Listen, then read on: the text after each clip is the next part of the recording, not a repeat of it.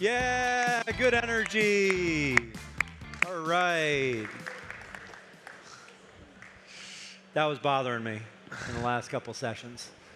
I think I just tore my hamstring. Agent Ryan. Oh, man, I'm good. So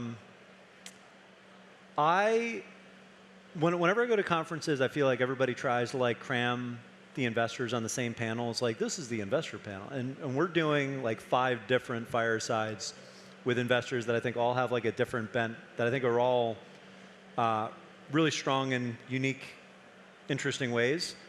Credit where it's due. Probably the top performing fund of all time, at least at the high water mark. But then you gave it all back with Solana being down 90% now, right? So, but at least one point in time, you know, and I think in general, your first fund has been an absolute monster. Between Solana, Helium, the Graph, I think you guys have been where the puck is heading for a number of consecutive hits that no one can really deny. You've got a colorful personality like I do, which is why we've always hit it off. And we are both fans of Cunningham's Law, which is the easiest way to learn something is not to ask a question, it's to be wrong on the internet, right? Post the wrong answer. So we're going to try to be wrong in real life, or at least spice it up a little bit during this session. But Y'all gave people tomatoes to throw, right? yeah, well, there's going to be plenty of that coming up with Brad Garlinghouse after lunch. So we'll have time for that. But for this one, and for the other investor sessions that we have sprinkled through the next couple of days, I really wanted to kind of drill down into like the 3 core things that you're looking at that are thematically interesting, because they're going to be different from last cycle. But maybe we'll start with just hearing directly from you where Multicoin has been, kind of how the firm has evolved the last couple of years, and kind of like the mini postmortem, what you got right, or like what are the things that keep you humble and like searching for what's next. Because I think a lot of folks can rest on their laurels and like have 1 or 2 big wins and get lucky. But it does seem like you guys have got a good formula internally in terms of how you diligence things, how you kind of like discuss them. And I've heard you talk about it a little bit in terms of like the internal process. But maybe just talk a little bit about Multicoin, the culture of investing, and what you're looking for these days. Yeah, sure. So we've thought a lot about over the last kind of couple of years, like what do we want to be when we grow up, and had a crazy year last year. We had a lot of debates, but we basically decided we wanted to change not a lot. Most people in our situation have a natural tendency to kind of want to keep growing, hire more people, raise larger funds, do bigger deals. A lot of investment firms have gone down that path, both hedge funds and venture funds and private equity firms. We decided against that. So our last fund, we took $300 million of outside capital and then had 130 of inside, kept it fairly small. We had a demand for a lot more. And we've kept our team small, so we have I think 19 employees now. And we're really not hiring anymore. I mean, like selectively we may hire here and there, but like we're more or less done hiring. So have chosen to keep the team small. Everyone still has to work really hard to get everything done. And we want to make sure that we have that hunger, that fire, that team collaboration spirit that we've had at small scale. We can obviously write larger checks now, but we still operationally move as a very small firm. Portfolio founders, when they ping me on Telegram, they generally get a response within an hour. And like, I think that's very important that they know that when they need to get a hold of me, like I'm there. It doesn't take 3 days and have my assistant, coordinate whatever. So we've been pretty adamant about maintaining that. I think that's the most important decision we've made in terms of overall firm culture and design. You were one of the early firms that had the split between kind of early stage venture and the hedge fund model. And now it looks somewhat obvious in hindsight because the time to liquidity is so much faster than traditional venture. How do you balance some of the potential conflicts that we see in crypto in general, where you get in at the earliest stage and there's almost a perverse incentive to dump, right?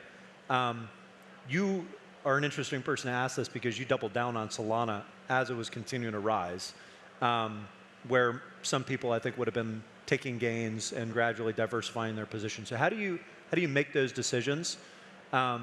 when to double down, when to take some chips off. You're a fiduciary. It's not dumping on retail, right? So much as it is like diversifying and doing what you have to do to be responsible from a risk standpoint. There is a tension, though, that doesn't necessarily exist in traditional venture capital when you're talking about equity in companies, because they don't go public after 6 months or a year. Yeah, so for quick context, Multicoin has two major series of funds. We have our liquid fund, our hedge fund, and then we have a series of venture funds. So the most important design decision in the firm is that we have a single investment team across both funds. We have a single investment committee that operates across both funds.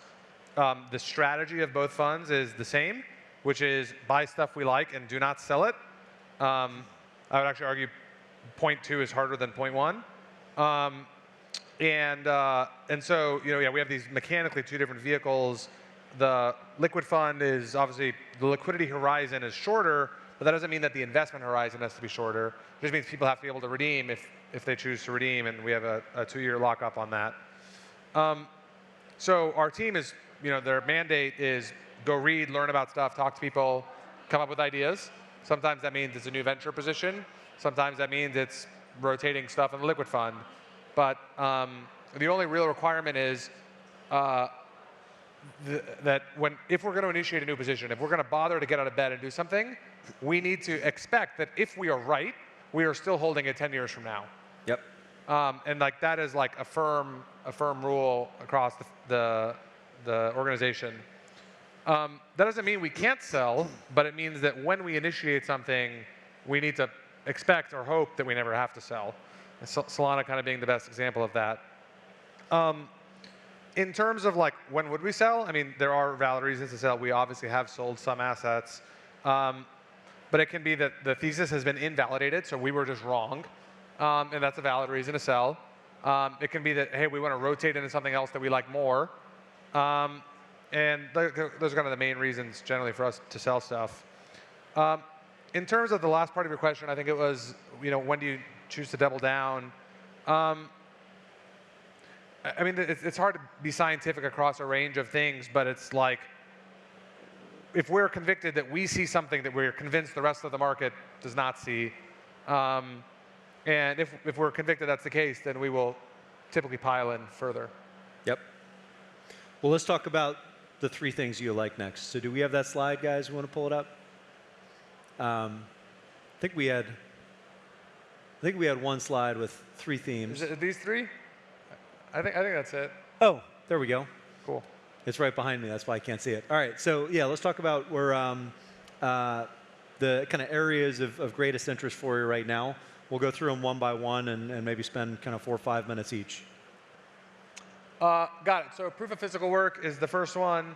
So the basic idea here is like there's a large class of problems that require having hardware distributed all over the world to solve the problem. Electricity, weather sensors, internet, mapping. I mean, there's large classes of types of problems that by definition require lots of stuff in lots of places. We have a general theory that a lot of those types of problem spaces, you can rethink the way to approach them by incentivizing normal people to do stuff in whatever the context is and then pay them with tokens. And so we kind of loosely refer to all of that as proof of physical work. The first kind of major instantiation of this was Helium, which launched August 1st, 2019, which is focusing on building a telecom network. The second major version of this that we invested in was called Hive Mapper, which is a focus on maps and mapping data. The idea is put a dash cam in your car, drive around, and you get paid in tokens for doing that. There are now other teams doing this for connected car data, for like car telemetry. There's people doing this for electricity grid stuff, weather sensor data. So there's a whole bunch of iterations of this core idea. But it's certainly a space we spend a lot of brain power on. And have done 2 deals that we've announced, which are Helium and Hive Mapper. Are you worried that that might go through its own like trough of disillusionment?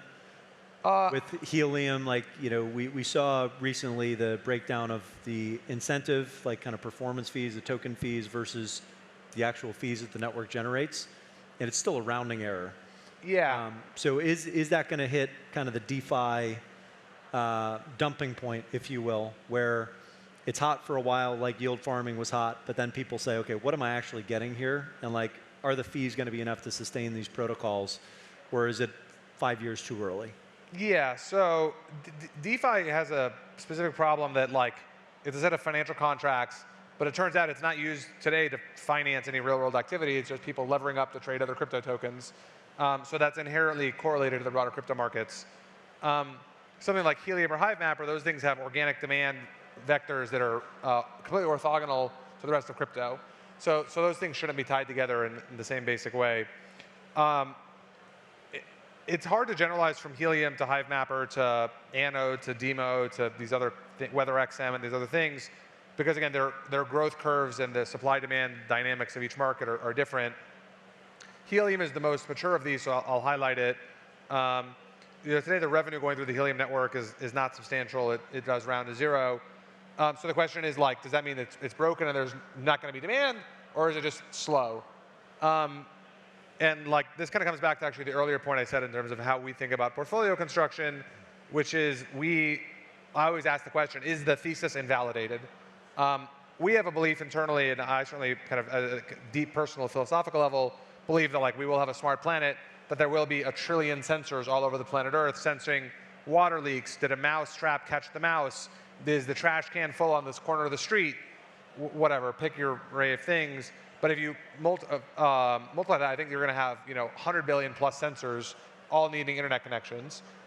If you are an optimist that state of the world will exist, then like it just probably means Helium is slow for now. But like some people think it's not going to work, and difference of opinion, timing is always hard. But certainly they're going through their own kind of trough of disillusionment now. I guess your short answer, though, would be you can't map what's happened into Helium to every other proof of physical work protocol, because some might get built out and might be more viable from a revenue-producing standpoint sooner rather than later. Yeah, so just to contrast like Helium with Hive Mapper, right? So Hive Mapper is doing this mapping thing. And you can imagine that the demand side of Hive Mapper would ramp up a lot faster.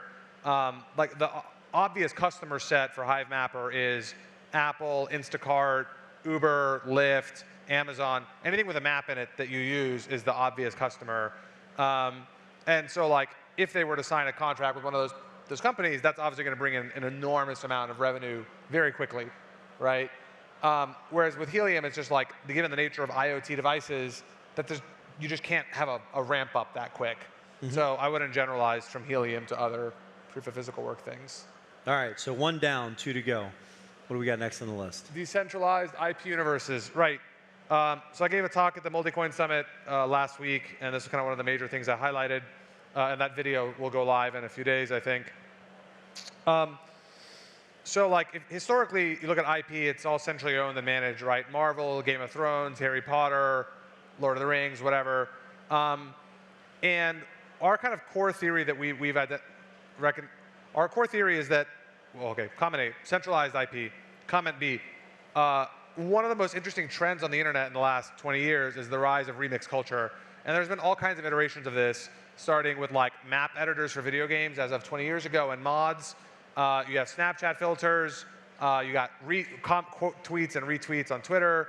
And kind of the most extreme modern version of this is remixing on TikTok. Today, actually, the vast majority of content that goes viral on TikTok is not original content. It is remix content. And that makes sense because you have one original thing and then people make 500 remixed versions of that. And so it makes sense that the remix ones become more popular in aggregate.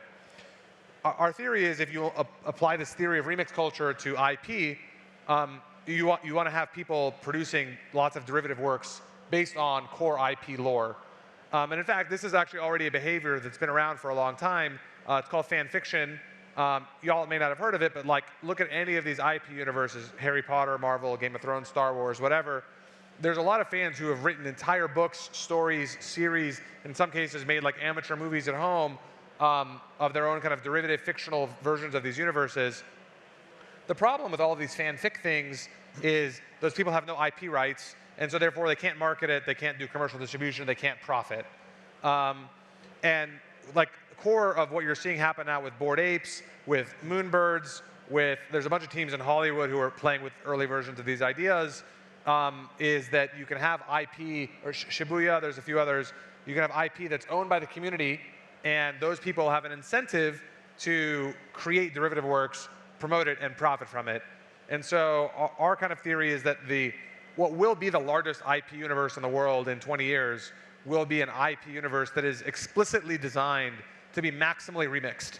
And if you can scientifically and methodically design it for maximal remix value, then people will produce these derivative works, promote them, profit from them, and that will be the greatest marketing engine, the greatest distribution engine you can ever imagine. And so we're very much looking for that kind of diamond in the rough, and I think someone's going to crack it. Kyle, this is a bear market crypto conference. I think this audience knows what fanfic is. So, I'm a perpetual optimist. Okay. I tweet up only frequently, so. So, the viral content that I think of as like a V1 is maybe it's not infamous, maybe this is a little bit more niche, but the Coinbase video and their kind of like NFT video launch that was panned a couple months ago. I think mostly for the timing, but that does look like interactive content, almost like choose your own adventure, like fan voted content.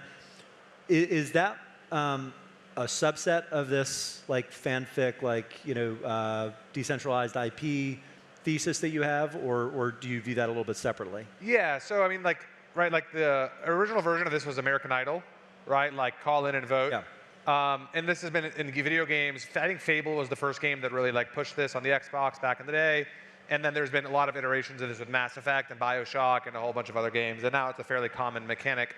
So I think that will be part of these opportunity sets. But I actually think the bigger thing is you write, as an example of some fanfic, there's one fanfic in Harry Potter where Harry is a muggle and gets admitted to Hogwarts and goes to Hogwarts and he sees people breaking the laws of physics flying around on a broomstick and he's like a science nerd and he's like, how are they doing this? And whatever, right?